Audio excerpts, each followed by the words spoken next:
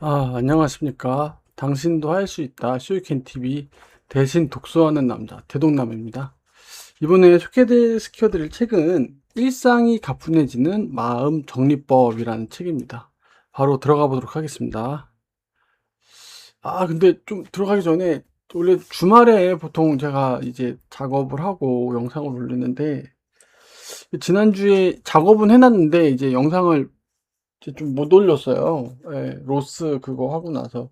근데 주중에 좀 이렇게 하려고 하니까, 퇴근하고 오니까 좀 기운이 빠져서 좀 목소리에 힘이 안 들어가긴 하네요. 요즘에 이제 제 독서 패턴이 뭔가 이렇게 투자 관련된 걸 하나 있고, 제가 이제 40 중반이다 보니까, 그러니까 멘탈 관리, 그러니까 어떤 삶의 태도, 뭐 그런 거 있잖아요. 뭐 그런 거. 그런 거 하나 읽고, 또 다시 투자 관련된 책 하나 읽고, 그리고 또 약간 그런 식으로 하고 있어요. 계속 투자책만 읽으니까 너무 비슷한 얘기가 계속 나오는 것 같기도 하고, 예. 고민이에요. 이제 투자 관련된 책을 한 뎁스 더 들어가야 될 것 같은데 어떤 책을 읽어야 될지 계속 살펴보고 있긴 하거든요. 그래서 조금씩 좀 더 깊게 들어가긴 해요. 예를 들어서 뭐 투자에 뭐 심리를 잘 다뤄야 된다 하면 그러면 어떻게 심리를 더 잘 다뤄야 되는지 한 뎁스 좀 더 들어간 거 그런 것들 그렇게 좀 보려고 하고 제가 이제 사춘기 딸 애가 있고 와이프랑 관계도 그렇고 40 중반 되면서 삶을 좀 돌아보는 음 단계에 있다 보니까 삶을 한번 조금 재정비할 수 있는 그런 책들 그렇게 좀 독서 패턴을 가져가고 있습니다. 그래서 지난 시간 이제 손실을 입는 사람 투자자들의 마음 로스를 했었고 이번에는 이제 또 일상이 가뿐해지는 마음 정리법이라는 책인데 일본에서 출판된 책이에요. 라일 폭스라고 미국 분인데 일본으로 건너가십니다. 그래서 일본에서 기자 생활로 하세요. 그래서 기자로 생활을 하셔서 그런지 글이 깔끔해요. 예, 깔끔합니다. 읽기 되게 편하고 물론 주제 자체가 그렇게 어려운 주제는 아닌데 필체 자체가 굉장히 기자 출신이라 그런지 굉장히 깔끔해서 읽기 좀 편합니다. 그래서 이제 약간 그래서 동양 불교 철학이랑 본인의 서양의 정신치료법을 합산해가지고 이렇게 거울 카운셀링이라는 걸 착안을 해요. 어쩌면 이 책이 핵심 그 주제라고 볼 수가 있는 거죠. 네. 잠시만요.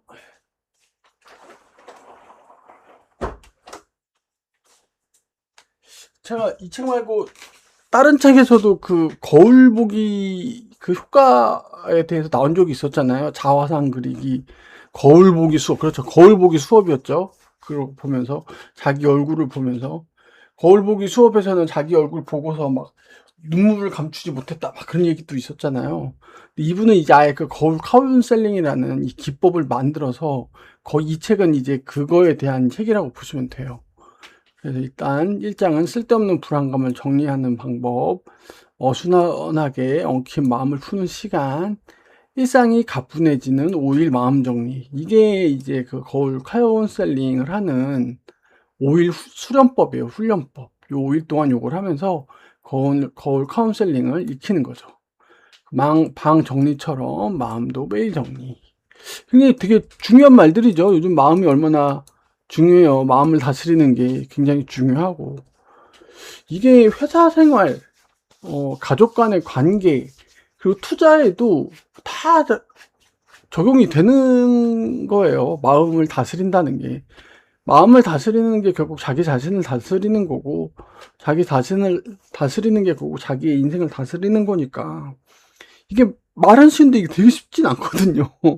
예, 왜냐면 우리 주변에는 수많은 그 자극들이 있고, 그랬잖아요. 그, 지난 책이 또 이제 엉키네요. 이제 너무 읽어갖고. 세상이 왜 내 뜻대로 돼야 되는가라고 물을 수 있잖아요. 세상은 여러분들의 뜻대로 절대 되지 않아요. 그 사실을 받아들이셔야 돼요. 나 우산이 비 올 것 같아서 우산 갖고 갔는데 해가 쨍쨍 나. 오히려 더워. 그럼 우산이 이게 짐처럼 느껴지잖아요. 버리고 싶잖아요. 남들은 하나도 안. 근데 그게 여러분들 당연한 거예요. 그게 여러분들 생각처럼 돌아가지 않아요. 회사 일도 그렇고 사람 사이에 그리고 하물며 자식들도 그래요. 얘네도 독립된 인격체라고 하잖아요. 얘네들도 얘네들의 생각이 있고 패턴이 있고 다 행동이 있는 거예요. 얘들이 제가 생각하는 것처럼 행동하지 않더라도 그건 어쩔 수가 없어요. 거기서 스트레스를 받기 시작하면 한도 끝도 없는 거죠. 그렇다고 얘가 막 엇나오고 비행청소년 되는 걸 내가 이겨 돌아 이런 느낌은 아니지만 세상살이가 다 그렇다는 거예요. 그거를 인지하고 받아들여야 된다는 거죠. 왜 세상이 내 맘대로 되길 바라느냐. 네? 그렇잖아요. 이게 양이 조금 돼서 제가 이제 이걸 1시간 정도에서 좀 끝내고 싶은데 그럴지 모르겠어요. 좀 빨리 해볼게요. 네. 저 프롤로그 들어가는 글 해서 1장 쓸데없는 불안감 정리 여기서 얘기합니다. 고민은 없는데 왠지 불안하다. 그럴 때 있잖아요. 이 불안감을 안 느끼는 삶이 제가 과연 너무나 그리운 거예요. 제가 언제더라? 항상 뭔가 불안감에 떨고 있어요. 근데 이거 불안감 말고 설레이는 마음을 가지고 아침에 눈을 뜬 지가 언제인지 기억이 잘 안 나요. 제가 빨간 머리 애를 더 좋아하는데 빨간 머리 애는 항상 뭔가 설레인데요. 네. 새 학기가 되면 새로운 선생님, 새로운 친구들 만날 생각에 잠을 못 이뤘다 막 그런 대사가 있거든요. 그 대사 보고 빨간 머리 애니 대한민국에 와서 월요일 아침 지옥철과 그 광역버스에 낑겨가는 그 삶을 한번 살아봐야 얘가 설렌다는 말이 안 나오지 않을까 이런 생각이 들 정도로.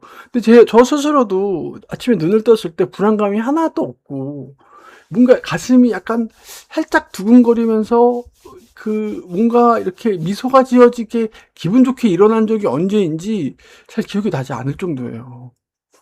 약간 그 좋아하는 사람이 생겼을 때 약간 뭐 세상이 아름다워 보이고 뭔가 그런 느낌이 든 적이 있을 수 있잖아요. 근데 이제 그런 감정을 느껴본 지도 오래됐고, 예, 그렇죠. 또 딴 얘기를 또 많이 했네요. 후회, 불안감으로 현재를 즐기지 못한다. 이게 되게 중요합니다, 여러분. 마인드 플레이스, 카르페 디엠 이런 게 다 뭐예요? 현재를 즐기지 못해요. 현재에 충실하라는 얘기거든요. 과거의 후회, 미래의 불안과 걱정으로 현재를 망치고 있다고 해요. 많은 사람들이. 과거의 후회 때문에.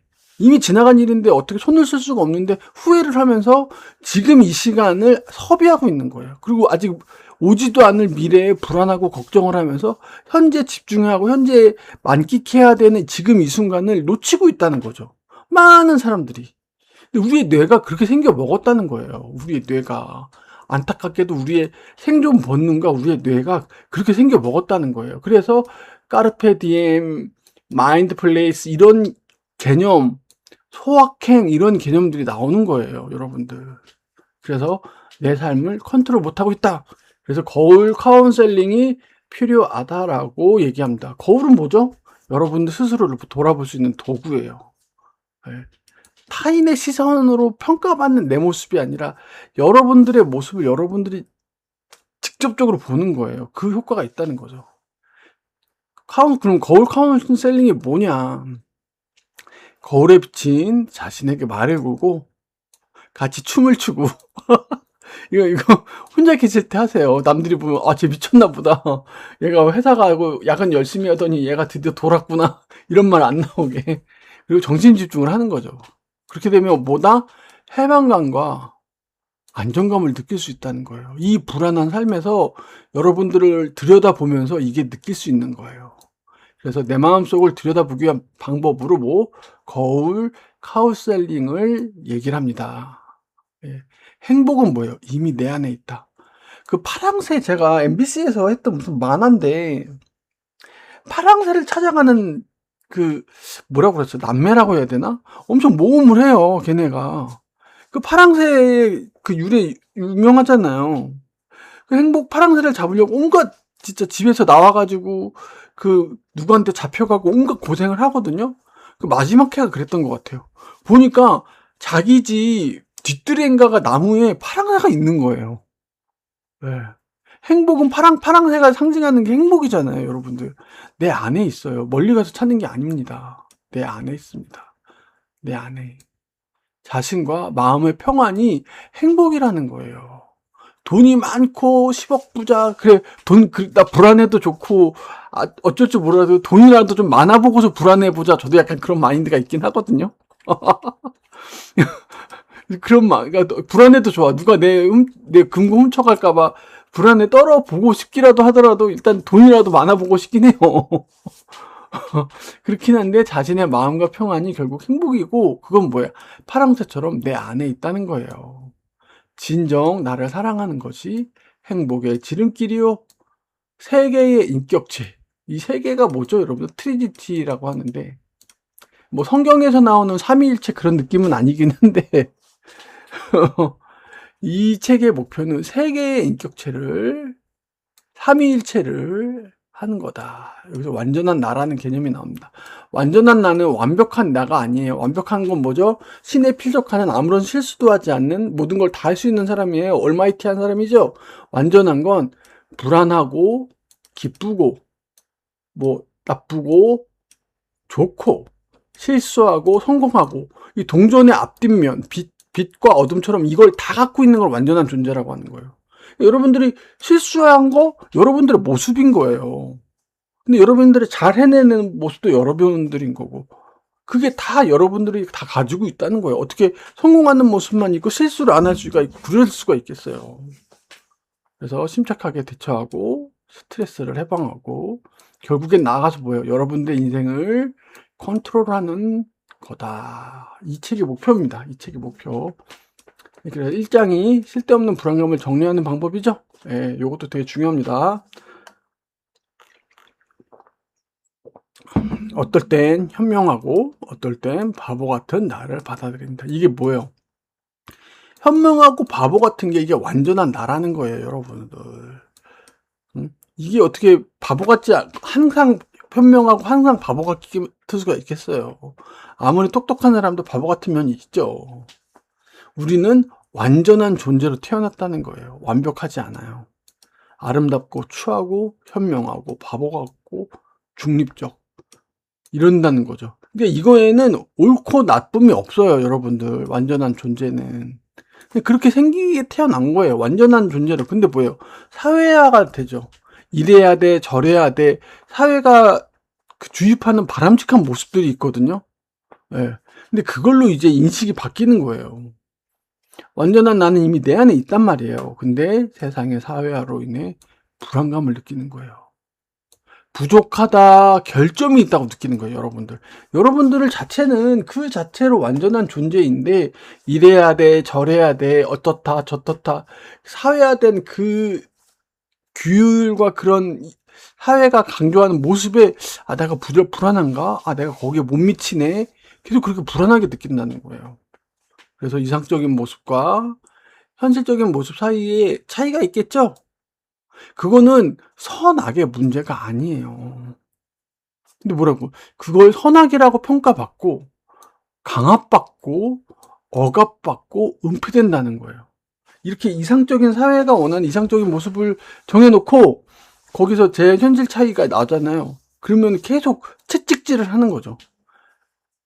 그렇다고 막, 공공질서 안 지키고, 그렇게 남한테 피해 끼치고 그러라는 얘기는 또 아닙니다, 여러분. 제발 이거 어폐를 제발 문맥적인 의미를 좀 받아들이시면서 하세요. 유념한 상황, 선악이라 평가되는 모든 요소를 우리는 이미 갖추고 있다는 거예요. 근데 그걸 뭐예요? 악이라고 평가한다는 거예요, 여러분들.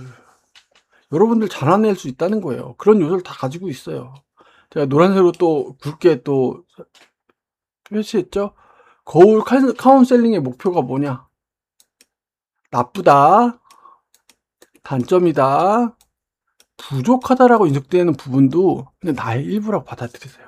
사회화가 계속 되면서 난 저렇게 못하겠는데? 그냥 그걸 받아들이시는 거예요. 그게 막 불안하고 거기서 걱정을 느끼시는 게 아니라 그냥 여러분들의 모습인 거예요. 여러분들의 모습인 거예요. 그래서 이거에 완전한 나를 받아들이는 연습을 하는 거예요. 이게 거울 카운셀링이.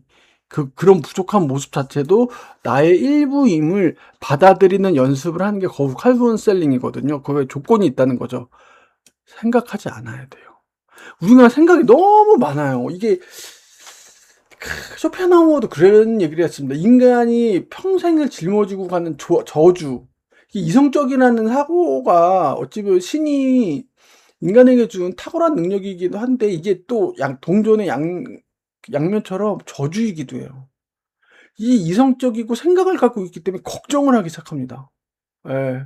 생각을 갖고 있기 때문에 걱정이 끊이지 않아요. 생각을 때로는 안 하셔야 돼요. 그래서 카운셀링의 핵심은 생각을 하시면 안 돼요. 왜? 생각이라는 건 뭐죠? 사회에서 주입하고 만들어 놓은 인식들이 많다는 거예요. 여러분들 내면과 멀어진다는 거죠. 거울 카운셀링은 여러분들 스스로를 다시 보는 자리인데, 사회화된 그 많은 인식들이 생각 쪽에 있는데, 생각을 하게 되면 그걸 보지 못한다는 거예요. 그럼 뭐예요? 후회와 초조함만 늘어나요. 생각이 많아지면. 그렇죠. 그래서 남들보다 본인 스스로에게 친밀해지셔야 돼요. 그래서 거울에 비친 본인과 친해지고, 자신을 해방하고, 나 자신과 친해지고, 교양 없고 바보 같은 얼굴도 해방하는 거예요. 이 교양 없고 바보 같다는 인식이 어디서 나온 거예요? 이런 사회화랑 이상적인 모습과 비교해 볼 때 스스로를 자기 비판한 거죠. 아, 나는 왜 이렇게 못하지? 아, 나 왜 이럴까? 그런 걸부터 해방하라는 거예요. 네. 있는 그대로 완전한 자신.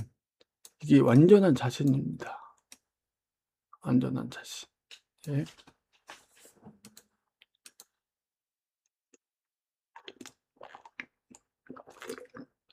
보시면 알겠지만, 여기서 중간에 이제 세계의 인격체 좀 빼먹고 갔는데, 세계의 인격체는 뭐냐? 타인이 바라보는 나, 내가 타인에게 보여주고 싶은 나. 아, 나는 타인에게 이렇게 인식되었으면 좋겠어. 근데 실제 타인이 보는 게 있겠죠. 이거는 컨트롤이 안 되잖아요. 그렇죠? 그리고 진정한 나. 이 세 개를 뭐요? 트리니티, 삼위일체 시키는 게 이 책의 목표라는 거예요. 네. 그럼 뭐겠어요? 진정한 나를 바탕으로, 진정한 내가 어떤 모습인지를 바탕으로 그걸 타인에게 보여주고, 그게 타인이 날 보는 모습, 이거예요. 출발점이 이건 거예요. 이 세 개가 다 다른 게 아니에요. 진정한 나를 타인에게 그렇게 보여주고, 이게 내 모습이야. 타인도 그래, 너의 이 진가가 이거구나, 진면목이 이거구나, 이렇게 아는 거라는 거죠. 스트레스는 얼마든지 컨트롤할 수, 현대 사회인의 큰 뭔가 딜레마 같은 거죠. 둘레, 스트레스, 만병의 근원. 그 병명을 모를 때, 병명 원인을 모를 때 다 그러잖아요. 스트레스가 원인인 것 같아요. 맞아요. 우리 몸에 어떤 메커니즘이 꼬여 있는 거죠. 동일한 사건이 벌어지는데 이걸 스트레스로 여기냐 안 여기냐는 누구예요? 다 여러분 마음먹기에 따라 다른 거예요. 예. 그게 다 나의 반응이다. 이거 어디서 나왔죠? 지난번에 봤던 책 있잖아요. 기분이 태도가 되지 않게. 똑같은 얘기가 여기서 또 나오는 거예요, 여러분들. 기분. 동일한 이벤트 사건이 있어요. 이게 기분이 되고 기쁨, 나쁨, 짜증남 이걸로 변환하는 건 우리의 반응이라는 거예요. 여러분들이 이것만 조절을 하면 스트레스를 받을 필요가 없다는 거죠. 스트레스를 왜 받는가? 이게 생존 본능이에요. 위기감지 본능. 날씨가 흐려져? 내일 할 것 같아? 뭔가 걱정을 하는 거예요, 미리. 옛날에는 무리지어 살고 군중심리가 그래서 거기서 나온 거잖아요. 혼자 떨어져 있고 그러면은 생존에 불리했거든요. 항상 뭉쳐야 살고, 예? 그리고 내일 어떻게 될지, 비가 올지, 식량이 떨어질지 다 대비를 해야 되고, 생존과 연결이 돼 있으니까 그게. 지금은 그럴 필요가 없는데도 우리 머릿속, 우리 본능 속에 이게 감지돼 있다는 거예요. 이 불안감. 항상 일상을 걱정을 하는 거죠. 그거에 대해서 대비를 해야 예전에는 생존 확률을 높였던 거죠. 예. 거울 카운셀링, 발음도 안 되네요. 거울 속 친구와 결국 뭐죠? 본인과 편안하게 이야기해보는 거예요. 그러면서 자신감, 자기 확신을 통해 불안감을 해소하는 거죠. 그러니까 이상과 현실 사이의 저 모습을 줄여나가는 거예요. 그게 이상한 게 아니다. 네가 부족한 그 모습도 너의 본 모습이야. 그렇게 느끼면 어떻게 된다는 거예요? 자신감과 자기 확신이 생겨지고 회방감을 느끼면서 저 스트레스를 느끼지 않는다는 거예요. 불안감. 아, 사회가 주입한 저 룰, 규칙, 저거에 내가 미치지 못해. 근데 미치지 못하는 사람도 많고 그럴 수도 있는 거고 그게 저의 본 모습이잖아요. 근데 거기서 막 시리에 빠져 스트레스를 받는 게 아니라 그래, 내 모습이 이거야. 근데 이거 또 하면 또 나아질 수도 있고 그렇게 받아들인다는 거죠. 그게 무엇을 통해서? 거울 카운셀링을 통해서 그런 거죠. 네. 그렇게 봐주시면 되고요. 이제 또 다음 쪽 넘어가도록 하겠습니다. 그래서 생각을 끄라고 하잖아요. 계속 속삭인다는 거예요. 우리 머릿속에서. 지금 이대로 괜찮은가? 내면의 목소리를 끄셔야 돼요. 네. 자, 그럼 어떻게 생각을 멈출 수 있을까요? 거울을 보라는 거예요. 거울.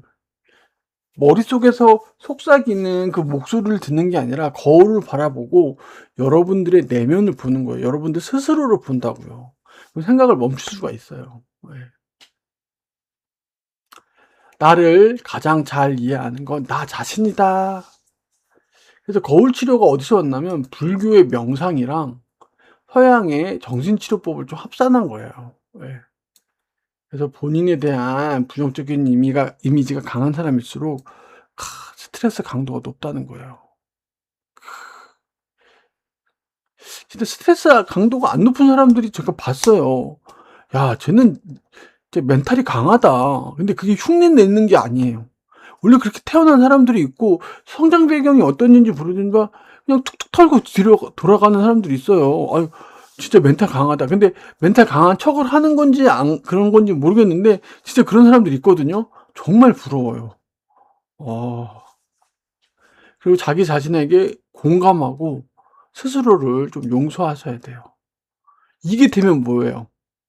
항상 시작은 자기 자신이거든요. 이게 되면 타인도 용서하기 편해져요. 그럼 전체적으로 어떻게 되죠? 인간관계가 안정감을 형성을 해요. 여러분들이 불안하고 여러분들 스스로를 뭔가 이렇게 위축돼 있고 그러잖아요. 근데 그게 다 인간관계, 타인관계에도 영향을 미쳐요. 그러면 여러분들의 인간관계도 다 그렇게 된다는 거죠. 타인들도 그걸 느끼고. 예. 그래서 거울 카운셀링의 순서입니다. 웜업. 1분 정도 거울 앞에 서 있는 거예요. 그리고 수다 떨고 그다음에 명상합니다. 이 뒤에 나와요. 이 수다를 떠는 주제에 따라서 다 달라요. 예. 뒤에 나오는 챕터들은 이거예요. 근데 요 웜업과 명상은 공통적으로 하시는 거예요. 예. 이게 되게 중요해요. 거울에 있는 걸 타인이라고 생각을 해야 된대요. 이게 몇 번 하다 보면 이렇게 약간 분리가 된다 그럴까? 그런 느낌을 받는다고 하더라고요. 이게 거울 카운셀링의 핵심이라고 하더라고요.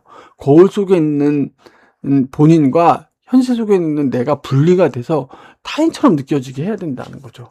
그래서 공감력과 용서를 올라가고 자신감, 긍정적 향상이 올라간다는 거예요. 거울 카운셀링을 통하면. 이게 시각적 자극이 되게 우리 인간은 되게 시각적 자극이 약하잖아요. 그러니까 거울에 본인 모습을 보는 게 어찌 보면 되게 낯설 수 있어요, 여러분들. 여러분들의 모습을 여러분들이 얼마나 자주 보겠어요. 물론 여자분들은 항상 외모에 신경 쓰지 거울 자주 보시는 분들 계신데 저는 하루에 3번 보나? 그냥 뭐 화장실 가면 한번 손 닦으면서 계속 3번까지는 더 보겠다. 10번은 못 보는 것 같아요. 예. 그래서 명상보다 높은 집중력을 할 수 있다. 거울 보기가. 명상은 눈 감고 이렇게 있다 보면 생각 속에 머릿속에 목소리가 계속 들릴 수도 있거든요. 근데 시각적으로 확실히 거울을 보면서 본인의 모습을 보면 높은 집중력을 유지할 수 있다는 거죠. 네. 또 나오죠. 지금 이 순간을 산다. 까르페 디엠. 이건 까르페 디엠의 영문식 표현이 마인드풀리스예요. 이거 책도 있는 거 아시죠? 마인드풀리스라고. 예. 그래서 적극적으로 지금 이 순간에 집중하는 걸 말합니다. 예. 여기서 또 유명한 얘기가 있어요. 후회 속에 과거를 살고. 지금 후회를 하고 있는 거는요, 여러분들, 과거를 사는 거예요. 내가 이 시간에, 지금 이 순간에 후회를 하고 있다. 그는 이미 돌이킬 수 없는 통제 불가능한 과거 속에 살고 있고, 불안하다? 내일 뭘 해야 될지 불안하다? 미래를 산다는 거예요. 오지도 않은 미래를 살고 있다. 근데 여러분들은 지금 어떻게 돼요? 지금을 살아야 된다고요. 지금을 살아야 되고 지금을 살고 있잖아요. 그러니까 지금에 하셔야 된다 이거죠. 그리고 편안한 마음으로 지금을 살아라. 이런 후회하지 말고 불안해하지 말고 편안하게 지금을 사세요. 지금에 몰입하고 열중하면서. 왜 그래야 되죠? 인생은 지금밖에 없어요, 여러분들. 되게 안타까운 말입니다. 인생은 지금이 1분 1초가 지나면 그럴 것이에요. 다시 안 돌아와요, 여러분들. 얼마나 소중해요, 지금이. 그 젠스낭인가가 손목시계를 안 찬대요. 예. 안 차는 이유가 자기는 시간이 이렇게 보면서 아니라 항상 지금에 몰입하고 싶어서 자기는 손목시계를 안 찬다고 하더라고요. 그 얘기 있잖아요. 과거로는 돌아갈 수 없고 미래는 오지 않은 미래는 뭐예요, 여러분들이? 컨트롤할 수 없는 거예요. 그러니까 여러분들이 전혀 이렇게 신경을 쓰면 안 돼. 신경을 써봐야 소용없는 영역들인 거예요, 이때는. 그래서 자기가 실제로 이 작가가 그랬대요. 예전에 수영장 가서 이렇게 수영을 하면 내가 저기서 저 레인 몇 번 이렇게 했대요. 근데 나중에는 그 횟수를 안 세고 그냥 수영을 할 때 어떤 그런 몸의 움직임, 물살의 어떤 느낌, 그거에만 충실했다는 거예요. 이렇게 막 몇 번을 하는 생각. 그러다 보니까 수영이 더 재밌고 더 즐거워졌다는 거예요. 물속에 들어가서 수영을 하는 그 감각들을 충만하게 느꼈다는 거예요. 물에 뜨고 내가 이렇게 호흡을 참고 내가 이렇게 물살을 가르는 그 동작 하나하나에 집중하니까 이게 레인을 몇 번을 하고 내가 지금 몇백 미터를 하고 그런 생각 없이 우리는 수영 국가대표가 아니잖아요. 그냥 그 순간순간 느껴지는 그 감각에 몰입했다는 거죠. 이 까르페 디엠 저 마인드 플리스가 거창한 게 아니에요, 여러분들. 저도 가끔 그래요. 저 기분이 태도가 되는 거기에도 나오잖아요. 계단을 올라가신단 말이에요, 여러분들이. 아파트에 올라가거나 회사. 그러면 계단에 오를 때 땀이 송골송골 맺히고 숨이 살짝 가빠지고 약간의 허벅지에 근육이 땡기고 그런 거를 다 느끼는 거예요, 세세하게. 그 순간순간을. 그거 자체가 몰입이고 그거 자체가 지금 이 순간을 충분히 느끼는 거예요. 여러분들이 식사하실 때도 그래요. 밥 먹을 때 밥에 느껴지는 그 질감, 맛, 향기 그런 것들을 충분히 느끼시라는 거예요. 충분히. 그래도 맛있다? 이거 어떻게 이렇게 맛을 냈지? 그러면 그 음식을 맛있게 내준 사람한테 감사해야 하고. 그래서 저는 팀점을 안 좋아해요. 팀점을 하면 일 얘기를 해요. 일 얘기를 해요. 카톡으로도 하고 메일로도 하고 수십 번 회의할 때도 하고 일 얘기 많이 하잖아요. 밥 먹으면서도 왜 일 얘기를 하냐고. 근데 안타까운 건 뭔 줄 아세요? 일 얘기 말곤 할 얘기가 없어서 그런 거예요. 네. 진짜로 일 얘기 말고는 할 얘기가 없는 거예요. 그 사람들하고는. 안타깝게도.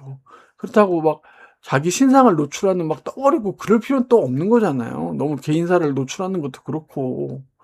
네. 이게 또 또 얘기까지 들어갔는데 그렇더라고요. 네. 이거 보세요. 수영을 더 잘 즐기게 됐대요. 네.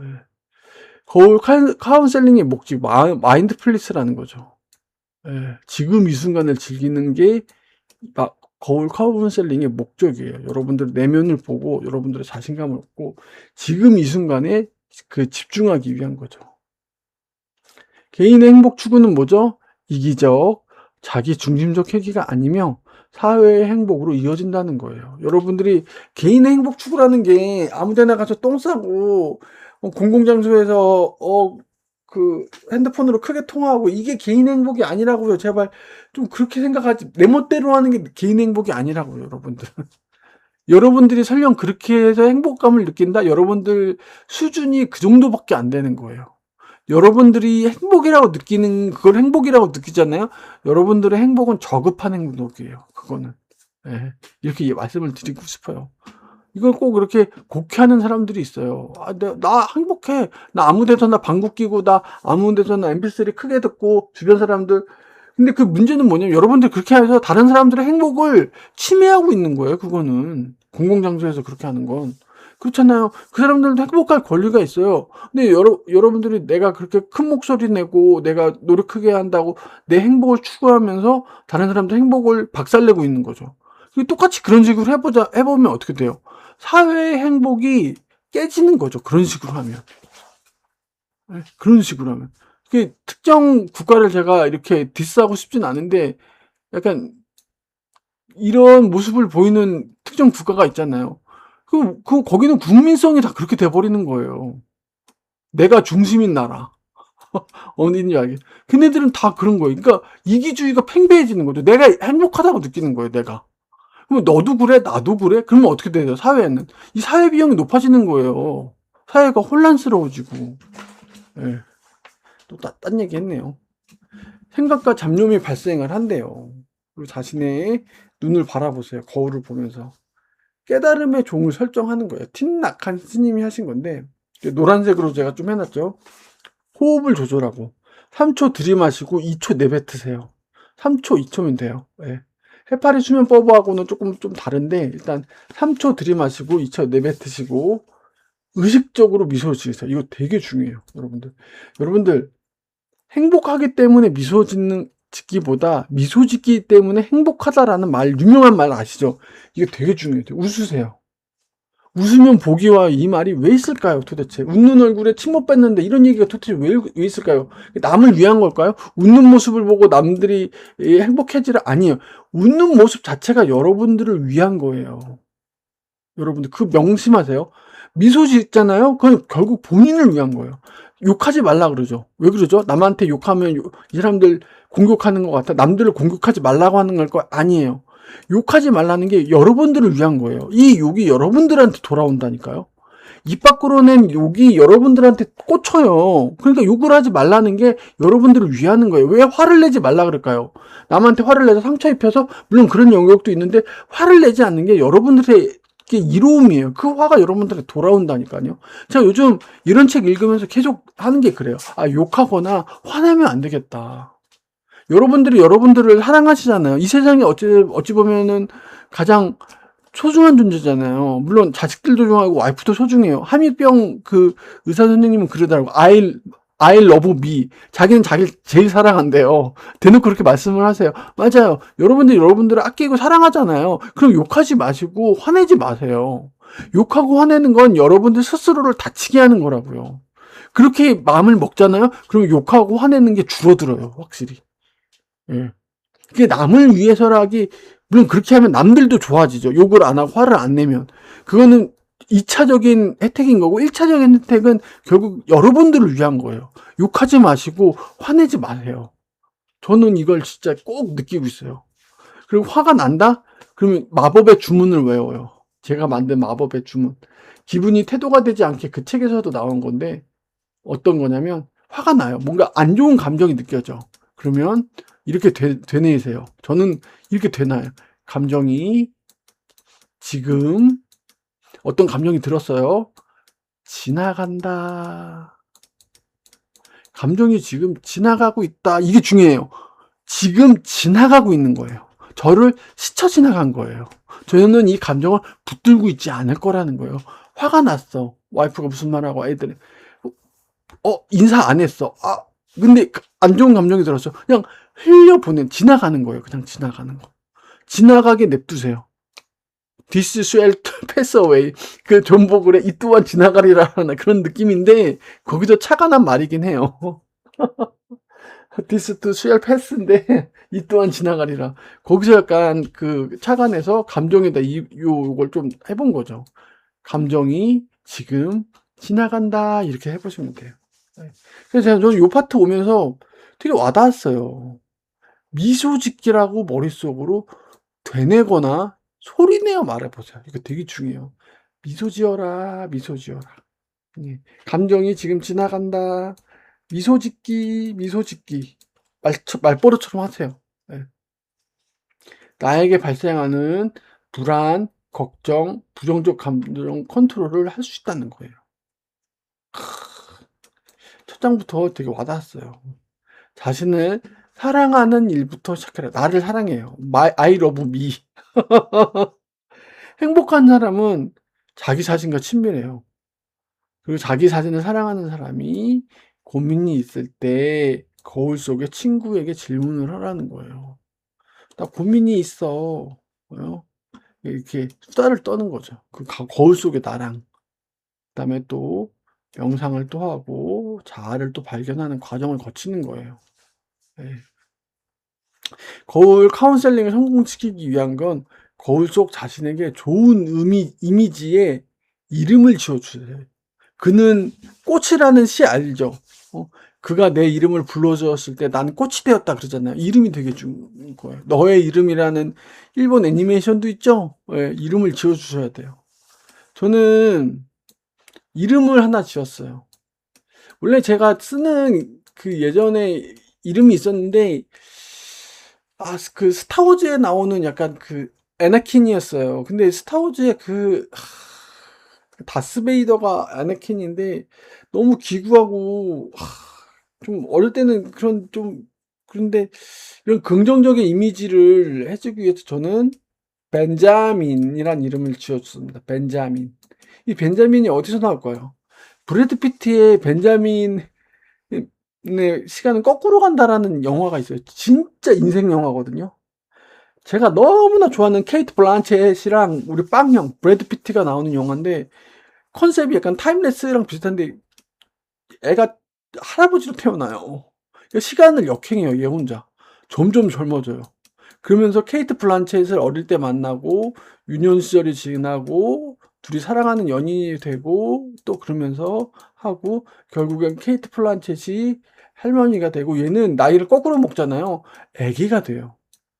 근데 이게 약간 라이프 스타일로 하는데 진짜 이 인생을 관통하는 뭔가 여운도 싶고 이 케이트 블란쳇이랑 브래드 피트의 연기는 그래서 저는 그 영화에서 벤자민 브래드 피트 이름이 그때 벤자민이거든요. 벤자민. 그래서 저도 벤자민이라는 이름을 거울 속에 제 자신에게 벤자민이라고 이름을 붙여줬습니다. 즐거운 마음으로 웃으면서 인사하세요. 안녕 벤자민. 나 오늘 뭐 했어? 그리고 거짓말을 하지 마세요. 벤자민한테는 거짓말 하지 마시 벤자민이래. 그 거울 속에 그 사람한테는 거짓말 하지 마세요. 네. 그리고 의식의 호흡에 집중하세요. 그러면 잡념이 없어집니다. 네. 그리고 호흡에 집중하세요. 그거 아세요? 호흡에 집중하면요, 여러분들 잡념이 없어져요. 네. 호흡에 이렇게 명상할 때 호흡 조절을 하잖아요. 그럼 머릿속에 그 속삭이는 말들이 없어져요. 그리고 머리가 맑아져요. 호흡 조절이 되게 중요합니다. 제가 그랬잖아요. 머리는 머리로 못 움직여요. 여러분들 생각이 잡념이 많잖아요. 그러면 내가 이 생각하지 말아야지 하는 것 자체가 잡념인 거예요. 우리 뇌는 부정적인 말을 잘 못 받아들인다고 누가 뇌과학자가 얘기하더라고요. 하지 마라고 하면 그거 자체가 뇌는 인식이 돼요. 그래서 하게끔 돼 있대요. 그럼 어떻게 돼요? 머리는 머리로 못 이겨요. 몸으로 이겨야 돼요. 네. 머릿속에 지금 막 이랬단 말이에요. 그러면 다른 자극을 줘야 돼. 호흡을 한다든지 뭐 이렇게 움직인다든지 자세를 바꾼다든지 일어나서 걷는다든지 살짝 자세를 그런 식으로 몸으로 자극을 주면서 뇌가 그 자극에 대해서 이렇게 옮겨가게 해줘야 돼요, 여러분들. 예. 이게 뇌는 몸으로 이겨야 되는 거예요. 그래서 호흡 조절하라는 게 그래요. 그래야 잡념이 없어지는 거예요. 이게 되게 꿀팁입니다, 이거. 이거 진짜 꿀팁이에요, 여러분들. 예. 여러분들이 생각이 너무 많아서 불면증이 오잖아요. 그러면 호흡 조절하세요. 해발의 수면법이 왜 있겠어요? 예? 뭐 7초 들이마시고 8초 내뱉고 7초 들이마시고 8초 4초인가 참고 8초 내뱉기 이런 게 있잖아요. 그게 호흡 조절이에요. 호흡 조절하다 보면 여러분들 머릿속에 꽉 찼던 잡념들이 사라져요. 이 호흡 조절을 몸으로 하는 거니까. 그러다 보면 잠이 드는 거죠. 네. 자, 2장 어수선하게 엉킨 마음을 푸는 시간. 거울 카운셀링의 시작입니다. 5일 프로그램으로 돌아가요. 거울 카운셀링은. 예.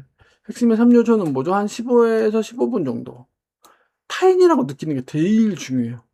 예. 그리고 습관화하는 게 제일 중요합니다. 10분에서 15분 정도 거울 속에 있는 저는 벤자민이라고 부를게요. 벤자민한테 인사를 하고 수다를 떨고 그거를 하루에도 조금씩 5분 정도든 10분, 15분 정도든 습관화하는 게 필요한 거죠. 어수선하게 엉킨 마음을 푸는 시간 3장.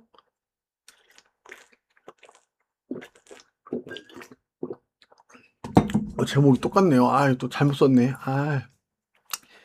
이런 실수를 또 보겠습니다.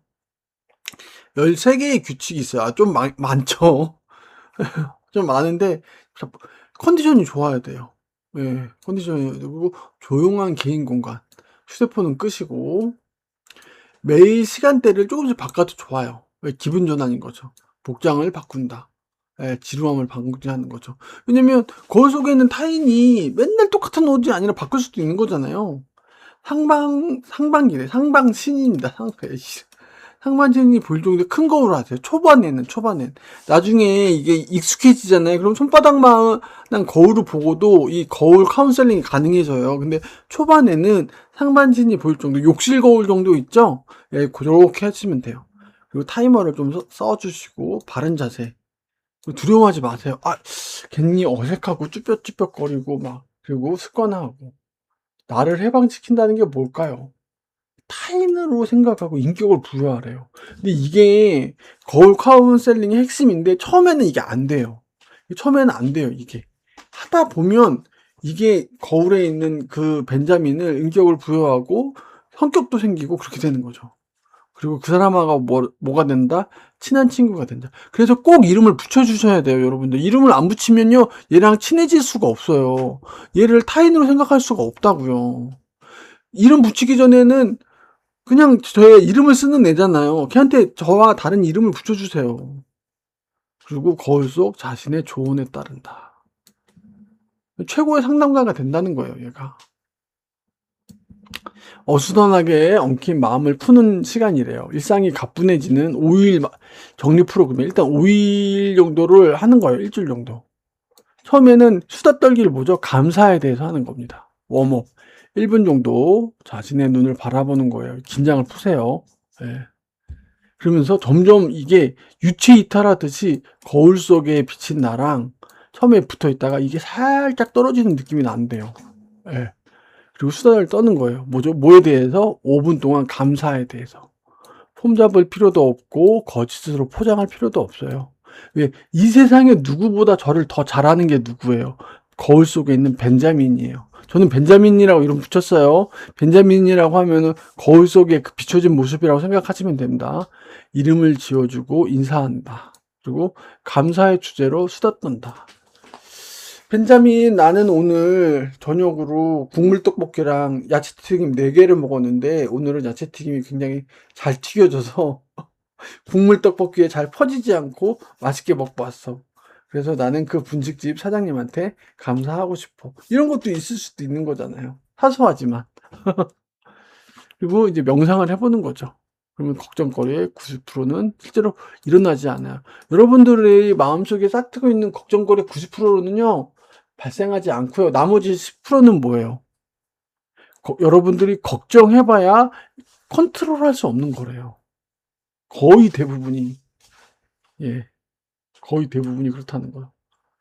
거울 속을 바라면서 고통이 이렇게 쑥 빠져나가는 느낌을 상상하는 거예요. 그 상상만으로도 고통이 완화되는 거죠. 그래서 바른 자세로 긴장을 푸시고 여기 뭐죠? 호흡을 느끼는 거. 이 호흡을 느끼면서 여러분들 뭐죠? 여러분들 머릿속, 마음속에 있던 그 불안과 걱정이 살며시 사그라드는 거예요. 왜? 우리의 뇌가 호흡에 집중해요.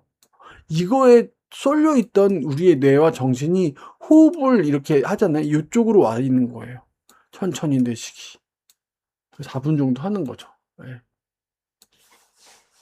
2일째는 뭐냐? 알아차림이라는 거예요. 1일째는 감사에 대해서 수다를 떨었죠. 그 다음에는 2일차에는 알아차림으로 한다는 거죠. 웜업과 명상하기는 공통으로 하는 겁니다. 그렇죠?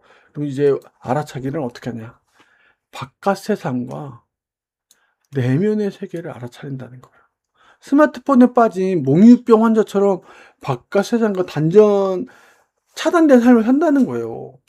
스마트폰만 이렇게 보고 막 횡단보도 걸을 때도 그렇고 밥 먹을 때도 그렇고 저희 애들도 그렇거든요. 좀 너무 심해요. 예. 그러다 보니까 스마트폰에 얼굴을 처박고 있으니까 뭐예요? 바깥 세상 꽃향기, 구름이 지금 어떻고, 살랑거리는 바람이 어떻고, 지금 내 코끝을 간지럽히는 꽃향기가 뭐고 모른다는 거예요, 이게. 오고 가는 사람들이 어떻게 되는지, 어떤 표정을 하고 있는지. 그래서 저는 요즘 제가 회사까지 조금 한두 정거장 전에 버스에서 내려서 이렇게 좀 걸어가거든요. 아침에 하면 한 6시 50분쯤에 해요. 그럼 양옆으로 이제 가로수길이 있어요. 그럼 그런 걸 좀 느끼면서, 그러면서 저를 약간 좀 지나가는 사람들도 좀 봐요. 그들의 옷차림이 어떻고, 표정이 어떻고. 그리고 퇴근할 때는 이제 또 퇴근할 때 이게 저녁 지나가는 사람들 일상을 또 보고, 예. 그렇게 하면서 '아 오늘은 좀 덥네.' 이렇게 그런 걸 느끼는 거죠. 네. 그리고 거울에 비친 당신의 얼굴, 목, 어깨를 관찰하고 그런 것들을 둘러싼 단념들. 그래서 이런 것들 떨쳐버리고 뭐 하는 거예요? 지금 이 순간에 집중하는 거예요. 그러니까 나를 둘러싼 상황과 환경에 집중하시는 거예요, 여러분들. 핸드폰에 집중하는 게 아니고. 음. 4번째는 뭐죠? 기쁨에 대해서 수다를 떠시는 거예요. 내키지 않은 일, 주말만 기다리고, 월요병, 괴로운 휴가 복귀, 이런 것들이 일상이잖아요. 맨날 월요병 있잖아요. 그냥 걱정하지 마세요. 여러분들 걱정한다고 월요일이 안 올까요? 저 얼마 전에 휴가 갔다 왔다 그랬죠. 푸켓으로 갔다 왔는데, 아, 휴가 가 있는 내내 마음이 찜찜한 거예요. 특히 휴가 복귀하기 한 하루 전, 이틀 전부터는 회사 갈 생각하면 막 마음이 너무 안 좋은 거예요. 회사에 일이 얼마나 쌓여 있을까. 제가 요번에 휴가를 조금 길게 갔다 왔거든요. 그래가지고 근데 그런 걱정을 하는 것 자체가 부질없는 거죠. 그렇다고 제가 회사를 빨리 갈 것도 아니고, 그런다고 일이 줄어드는 것도 아니고, 어차피 시간은 그 시간은 오게 돼 있어요. 출근하는 그 시간은 와요. 근데 그 걱정하느라고 가족과 아이들과 와이프랑 아이들이 함께 있는 그 푸켓 가 있는 그 시간에 제가 기분이 안 좋아질 일은 없는 거죠. 그렇잖아요. 그래서 지금 이 순간을 즐긴다. 최고의 기쁨이죠. 근데 부정적 생각이라는 게 뇌가 패턴화되어 있는 사고인 거예요. 그리고 과거에 부정적 경험이 있었잖아요. 이걸 미래에다 적용하게 됐거든요. 이게 패턴화 사고라는 거. '아 과거에 이랬지. 그럼 미래에도 이러지 않을까?'라고, 이게 뇌가 어찌 보면은 생존을 위한 학습 능력이거든요. 내가 과거 비 오는 날 뭔가를 안 챙겼더니 감기가 걸려 가지고 며칠 동안 힘들었네. 우산을 꼭 챙겨야 되겠다. 이런 게 다 학습돼 있거든요. 생존 본능과 관련돼 있고. 근데 그게 뭐예요? 이게 약간 걱정을 더 불러일으킬 수 있는 거죠. 불안과 걱정을 유발한다는 거죠. 어느 정도의 그 준비성이 좋은 거는 구별을 하긴 해야 되는데, 그렇죠. 그래서 이것도 마법의 주문 같은 얘기입니다. 과거의 일은 과거 일이야. 나는 지금 현재를 살고 있어. 소리내어 말하세요. 다 여기 되게 중요합니다, 여러분들. 소리내어 말하세요. 소리내어. 몸의 기억이죠. 이게 나왔잖아요. 저번에 제가 책 이름이 뭐다. 나는 심플하게 살기로 했다. 거기 보면 그러잖아요. 40대가 넘어가면 우리의 뇌가 바뀌죠. 어떻게 되죠? 몸의 기억으로 바뀌어요. 소리내어 하고 써보고 그렇게 돼야 돼요. 그래서 소리내서 말씀해 보셔야 돼요. 거울 앞에서 소리 내어서 웃고 춤추고 노래 불러라. 그럼 가족들이 이거 보고 쟤 미쳤나 봐. 드디어 쟤 돌았나 봐.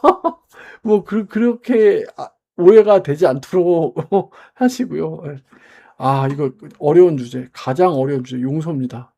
제가 지금 현재 가장 해야 되는 게 용서예요. 저는 용서를 해야 되는데 아까도 얘기했잖아요. 왜 용서를 해야 될까요? 여러분들을 위한 일이에요. 그 사람을 위한, 나한테 상처 준 사람을 위하는 게 아니라 여러분들을 위해, 그 사람을 용서해 줌으로써 마음속, 머릿속에 그 사람의 원망을 떨쳐버리는 거예요. 그리고 여러분들은 현재에 더 몰입하고 더 행복을 느낄 수 있어요. 근데 그 사람을 용서하지 못하잖아요? 그럼 그 사람을 마음속에 두고 있는 거예요. 그럼 여러분들이 그만큼 더 행복의 기회를 놓치는 거라고요. 결국 용서는 뭐다? 나한테 상처 입힌 사람을 위한 게 아니라 나를 위한 거예요. 나를. 욕하지 마라. 화내지 마라. 용서해라. 이게 뭐죠? 다 본인을 위한 거예요, 여러분들. 근데 저도 이게 되게 안 돼요. 그러니까 오죽해야 뭐라 했죠. 가장 어려운 주제라고 하잖아요. 원수를 사랑하라? 이거는요, 거의 신에 필적할 수준이에요. 제가 봤을 땐. 이건 제가 봤을 땐, 그리고 어떤 심리학자는 그래요. 심리를 위해서 처절하게 복수하는 게 심리적 안정을 줄 수도 있다고 그렇게 얘기하는 분들도 계세요. 나는 복수를 해야겠어. 그래야 나는 이 내 마음속에 응어리가 풀리겠다. 그렇게 생각하는 분들도 계세요. 차라리 속 시원하게 복수해버려라. 근데 용서가 정말 어려운 것 같아요.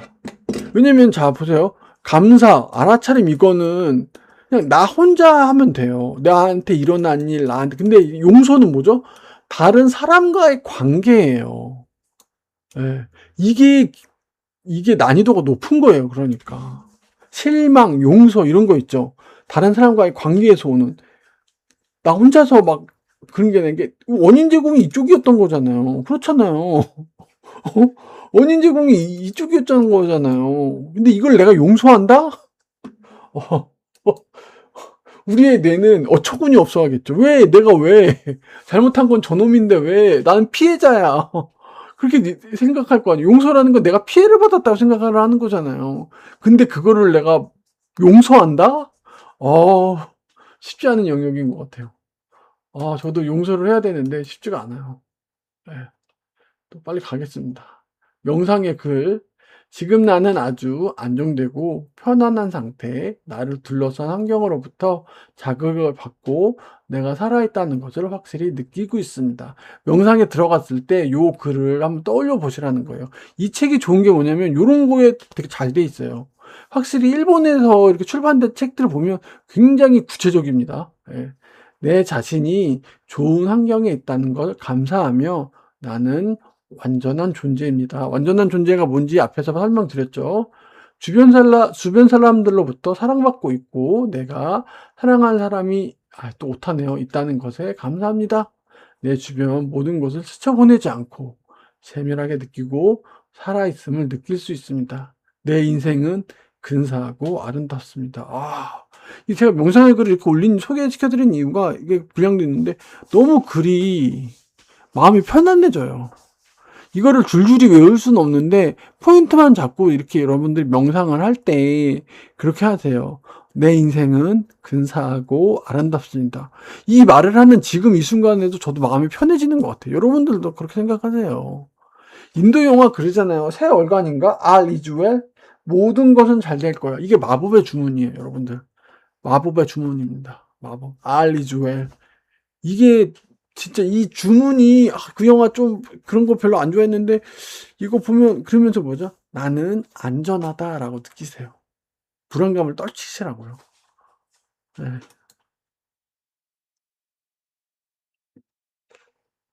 좀 많네요. 마지막 장이죠. 네. 하나, 둘, 셋. 그래도 1시간은 조금 넘을 것 같은데 좀 속도 내서 빨리 해보겠습니다. 용서가 제일 어려운 단계라고 했죠. 여러분들. 오직 용서만이 상처를 아물 수 있다. 상대방도 상처를 입었을지도 몰라요. 저한테 상처를 준 그 사람도 상처를 입었을 수도 있겠죠. 또 그 사람도 그 사람에게 동정심을 가지고 불행이 지속되지 않도록 기도하라. 나에게 상처 준 사람한테 동정심을 가지고 너도 불행해지지 말라고 기도하라. 야, 이게 인간으로서 가질 수 있는 수준일까요? 이거는 거의 열반의 경지 아닐까요? 저는 성격이 나빠서 그런지 이건 안 되는 것 같은데. 저는 이 용서 파트 보면서 난 너무 힘든데 이거 안 될 것 같은데 계속 느꼈어요. 나에게 참을성, 용서하는 마음을 가르쳐준 상처 준 사람의 이게 여러분 읽어보세요. 나에게 참을성과 용서하는 마음을 가르쳐준 그 사람에게 감사를 해요. 이거는요 거의 신의 경지예요.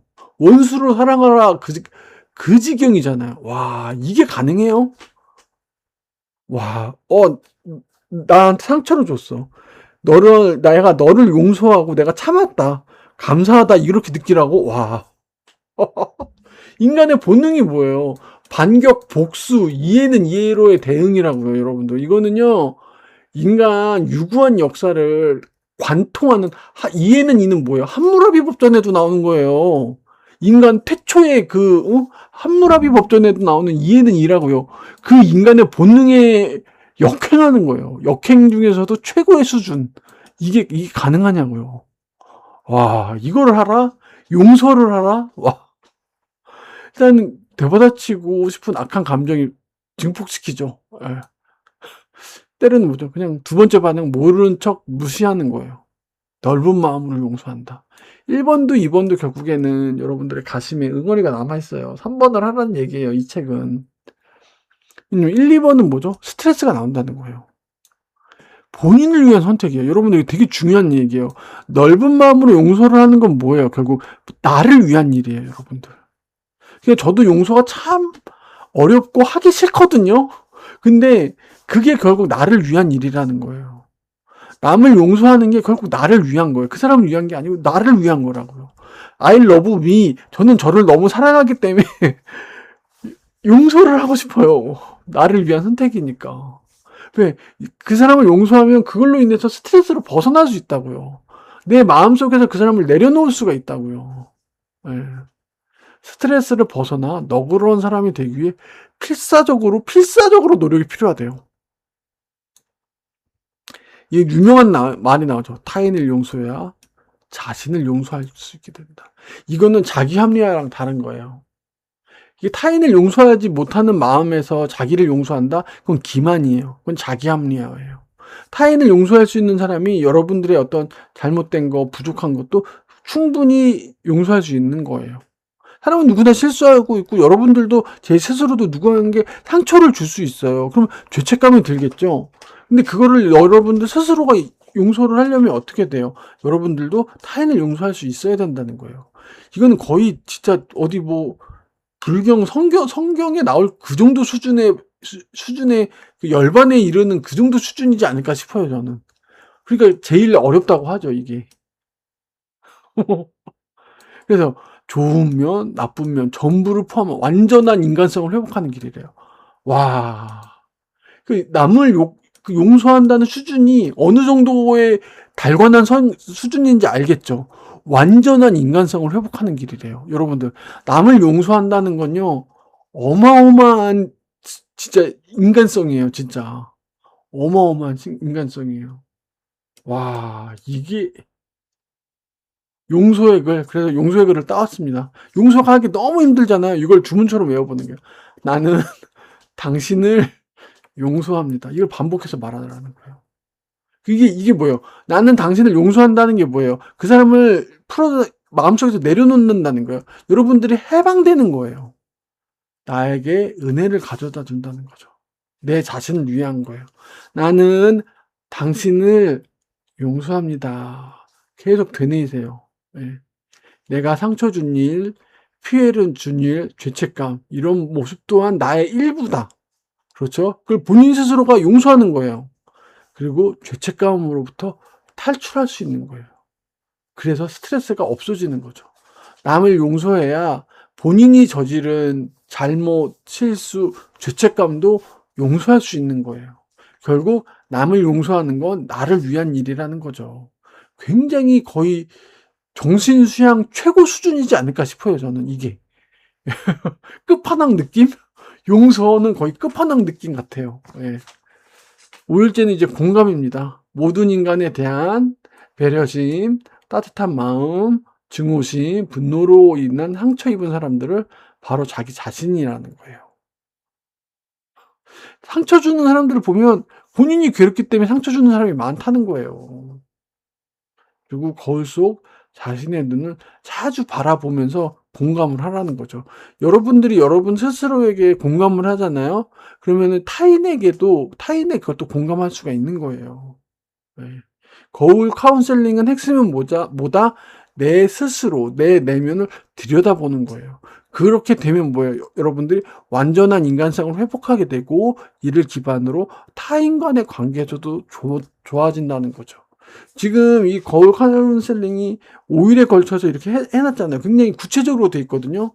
내가 진짜 속는다는 사람 치고 한번 해보세요. 저도 물론 좀 거울에 있는 제 모습을 보는 게 저는 조금 민망해요. 남자이기도 하고. 이게 뭐 거울을 뭐 어떻게 보겠어. 아마 남자분들은 좀 그럴 거예요. 거울을 이렇게 많이 보고 있다는 게. 근데 그래도 이름도 붙여보고 이렇게 뭐 이렇게 앉아가지고 10분씩 있지는 않은데 여기 나왔던 가이드처럼 그래도 조금 말을 걸어 보려고 해요. 아, 벤자민 뭐 이렇게 했어. 오늘 뭐 약간이라도 그렇게 하려고 합니다. 공감의 글도 있습니다. 경쟁사회, 사회적 기준, 잘못, 약점, 결점을 발견하게 되면 이거 바람직하지 않다는 거예요. 자신의 양점은 강점의 그림자에 불과한 거예요. 여러분들 같이 가는 겁니다. 이게 여러분들이 그래서 완전한 인간인 거예요. 누구는 너무나 탁월한 성과를 내요. 근데 그 이면에도 또 약점이 있는 거예요. 여러분들 내가 장점이 있으면 그 사람이 없는 장점을 제가 가지고 있겠죠. 나는 타인에 대한 깊은 애정과 배려심이 가득합니다. 타인의 배려심을 높이면 자신에 대한 배려심도 높아지고 본인의 모순적 존재임을 인정한다는 거예요. 우리는 모순적 존재임이 뭐예요? 완전한 인간이는 거예요. 완벽한 게 아니라 완전한 인간. 그 사실을 받아들일 수 있다는 거예요. 왜? 어디서? 공감을 통해서. 공감. 자, 마지막 장입니다. 방정리처럼 마음도 매일 정리가 필요하다. 생활에 접목시키고 습관화를 하시는 거예요. 5일 카운셀링을 했죠. 그럼 이제 거울 앞에 서면 언제 어디서든 가능하게 돼요. 이게 습관화가 되면. 이게 운동선수들이 극도로 집중한 상태가 존에 돌입한다고 하거든요. 이게 어느 정도 익숙해지면 거울이 세면 순간적으로 딱 돌입이 되는 거예요. 벤자민이랑 딱 보면 벤자민 안녕? 거울이 보이는 순간마다 벤자민의 딱 대화가 되는 거죠. 예. 남들이 보면 약간 정신 나갔다고 할 수도 있는데 그래서 그렇게 하면 뭐예요? 실생활에 스트레스가 감소가 되는 거예요. 예. 컨트롤이 이 정도 되면 생활에서 받는 그 스트레스를 있죠. 거의 실시간으로 컨트롤이 가능해지는 거예요. 이 정도가 되면. 집밖 손꼴, 긴장 풀기, 출퇴근 시간에 활용하는 거죠. 이런 것들. 그리고 장기적으로 점검 프로그램을 실시해주고 일주일에 한두 번 정도 15분 정도 5개 주제로 이렇게 그러니까 틈틈이 손꼴이나 이런 걸로도 보고 이렇게 일주일에 한두 번 또 제대로 또 한번 보고 식사 시간은 이것도 하나의 연습이에요. 식사 시간에 먹는 데만 초집중을 하세요. 느끼고 집중하라. 그리고 식사에 관여한 사람들의 감사와 애정을 가져라. 이런 것들이 이게 다 거울 카운셀링의 습관화예요. 습관화. 출퇴근 시간 활용하고 손거울 활용하고 그렇게 되면 이게 일상에 앉으면 어떻게 되는 거예요? 일상의 스트레스가 줄어든다는 거죠. 그래서 뭐예요? 내면의 힘이 거울 카운셀링을 통해서 내면의 힘이 생겨서 목표 달성이 쉬워진다는 거예요. 마음을 다스리기 쉬워진다는 거죠. 아까 얘기했죠. 주식이든 인간관계든 뭐든 여러분들의 내면을 다루는 게 핵심이라고. 그 힘이 생긴다는 거예요. 거울 카운셀링을 습관화하게 되면. 완전한 나, 본인을 애정하게 되죠. 그 다음에 행복이 충만해집니다. 그렇게 되면 뭐예요? 마음이 안정이 되는 거예요. 그러면서 의지력이 생겨지고. 그래서 마지막은 뭐 이렇게 됐는데 나가는 걸 또 정리를 해봤습니다. 옳고 그름을 판단하지 마라. 영원히 계속되는 일은 없음을 잊지 말아요. 여러분들이 지금 괴롭게 느끼는 것도 지나가요. This too shall pass. 이 또한 지나가리라. 그 존 보글이 얘기한 그 인생의 그것도 하나의 또 진리 같아요. 행복을 찾지 말고 이미 존재하는 행복을 바라보아라. 이 행복은 여러분들 안에 있습니다. 본인의 약점, 나쁜 점도 자신의 일부로 받아들여라. 이게 뭐죠? 완전한 존재임을 인정하는 거예요. 어디서? 공감을 통해서. 생각한다는 행위를 멈춰라.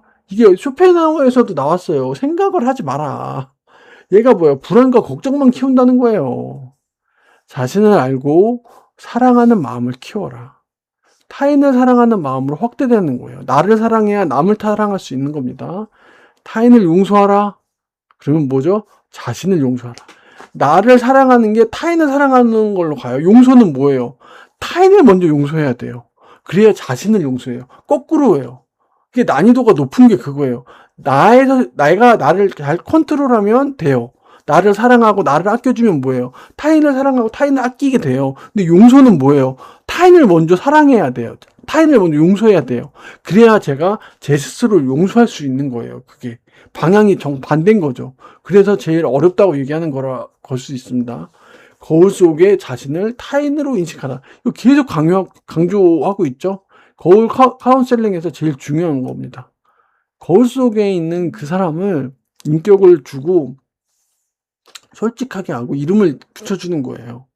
그 사람을 제 인생의 카운셀러로 보는 거예요. 감정 카운셀러. 그 사람한테 이런저런 얘기 다 하는 거예요. 오늘 즐거웠던 일, 나 상처받았던 일, 뭐 했던 일. 그 사람한테 얘기를 하는 거예요. 그럼 그 사람이 이제 여러 가지 얘기를 해주겠죠. 용서해라, 감사해라, 뭐 하면서. 그러면서 스트레스가 잦아들고 본인의 내면의 힘이 세진다. 이렇게 보시면 됩니다.